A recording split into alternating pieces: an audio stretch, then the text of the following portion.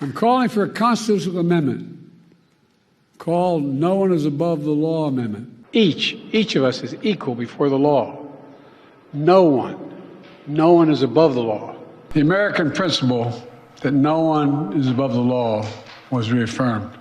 The justice system should be respected, and we should never allow anyone to tear it down. Those responsible can be held accountable. In my administration, no one is above the law. No one is above the law. No one is above the law. Nobody is above the law. No one is above the law. No one is above the law. Nobody is above the law. No one is above the law. No one is above the law. No one is above the law. No one is above the law. No one is above the law. No one is above the law.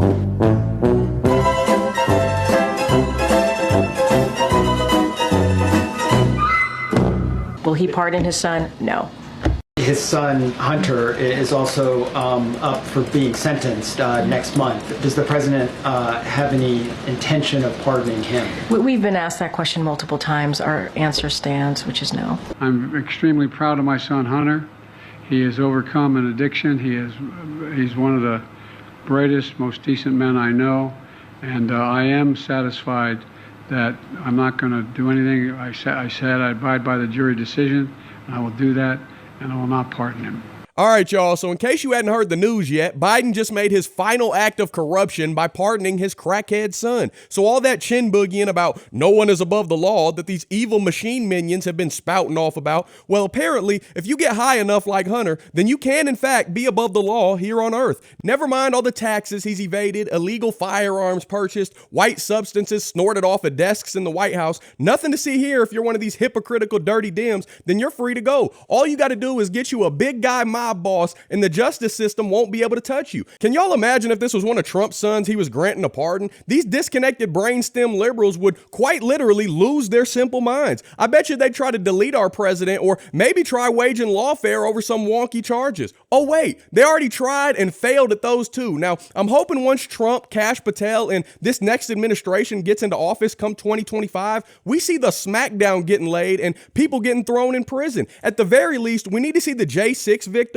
pardoned ASAP. I don't want to hear nothing about a phony insurrection. If the Bidens, Obamas, and Clintons can get away with their twisted schemes, then those protesting peacefully at the Capitol should be viewed as humanitarians and get to walk free. Seriously. But however all this shakes out, I'm just grateful that this demonic disaster that's been the past 4 years is coming to an end. And I can't wait to see what God has in store for America moving forward. So in the meantime, I'm going to keep spreading the truth and enjoying supercuts like this one you're about to see at the expense of the lying lefties. Let's get it poppin'. Presidential promise to put the law before a family. I said I abide by the jury decision, and I will do that, and I will not pardon him. Letting the world know that he will not wipe away the decision of 12 of his son's peers. Was asked directly, and he has said he wouldn't pardon his son if he gets convicted. Let's wait and see what happens if he loses. Yeah, but he said it. He's going to get pardoned by his dad. There's no question about that. The president has ruled out pardoning his son. Major commitment from the president, accepting the outcome of the trial and also pledging not to pardon his son. So the challenge for him is really to continue to live up to his values when it was really personal, and he did that today. It seems like a pretty normal, straightforward answer, but it takes new weight when we see what Trump is saying about the outcome of his trial, what we're hearing from other Republicans who say they don't accept the jury's verdict here in New York. The contrast is profound. To sit there and say, well, I'm not going to intervene in the legal process, and I wouldn't pardon my son. One side, Democrats and Joe Biden protecting the justice system. And on the other, Republicans and Trump protecting Trump. Our current president of the United States has so much respect for the law that he has said he would not pardon his son.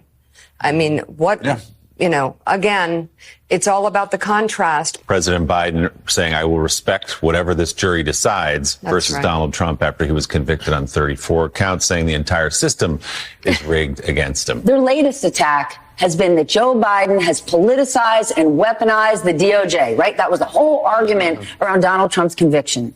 And this week, of course, Hunter Biden was found guilty, and Joe Biden has very clearly said he would not pardon his son, he would not commute his sentence. How stark is this difference? I mean, how can Republicans keep making this argument now that Joe Biden has really put it out there? Where's Hunter?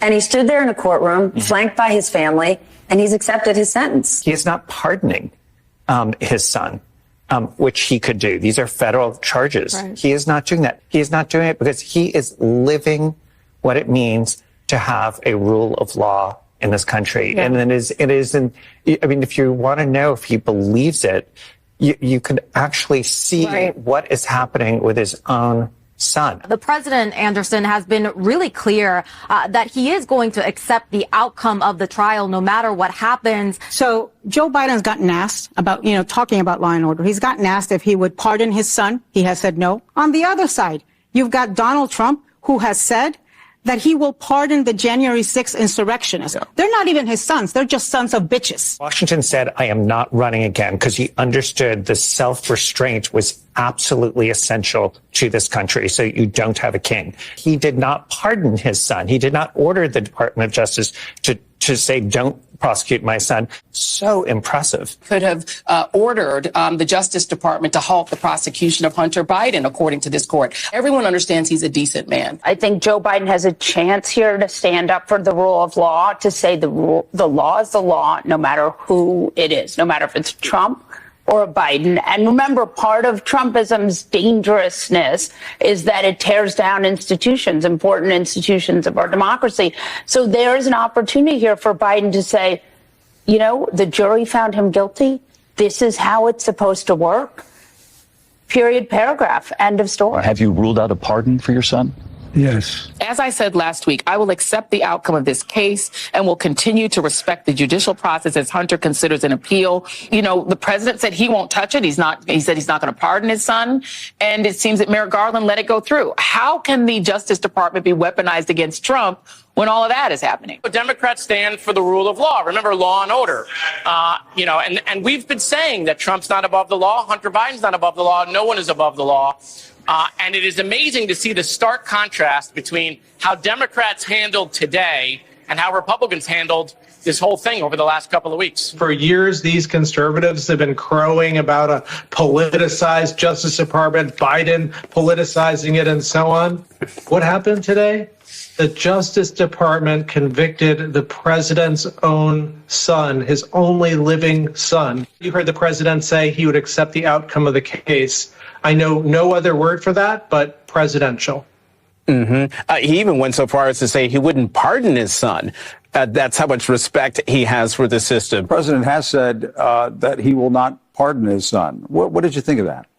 I thought it was extraordinary. I mean, it was a moment of just moral clarity on the part of Joe Biden, and couldn't have been in starker contrast to the way Donald Trump has handled his own conviction. He could still pardon him. He said he won't do that.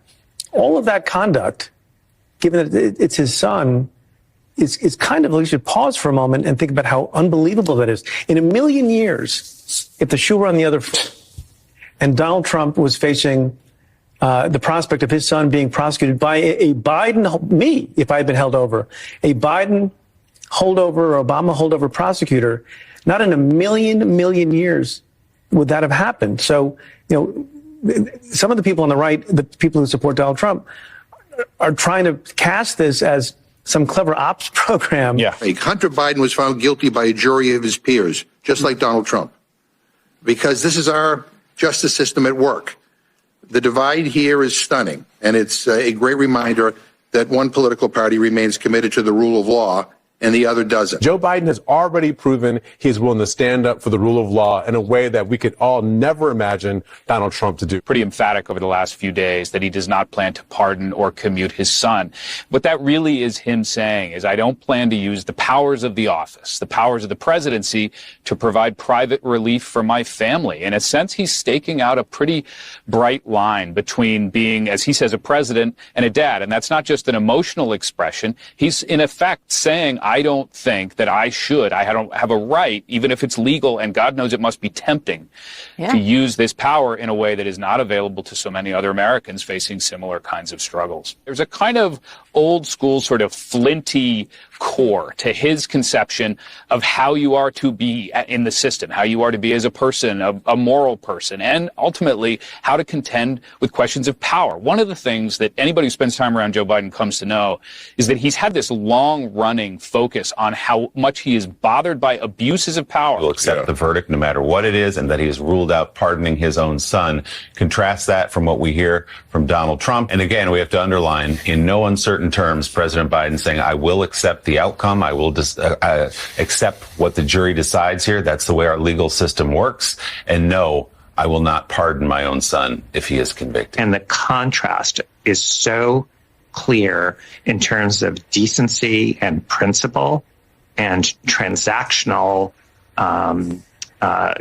guidance in terms of how you view the world. It is still a good day for the United States that this conviction is a prime example of the way our judicial system is supposed to work. Even President Biden saying in a statement that he would respect the outcome of this case. Those words so completely contrast with what his opponent, now a convicted felon himself, continues to say about the U.S. courts. The contrast to how Trump has behaved, how Trump has treated the rule of law. This was a good day for the system, good day for sort of America as an example of how the rule of law should work. President Biden told David Muir that he would absolutely accept the verdict, whatever it was, and that he would not pardon his son, regardless. And today he said the same thing in a statement. Meanwhile, Donald Trump comes out and calls the justice system completely unfair. What do you think of that contrast? There's the contrast of two different men. Here is Joe Biden, who has lost a son who served honorably in the armed forces, who now has basically said, I will sacrifice my surviving son's future. I will allow him to serve a prison term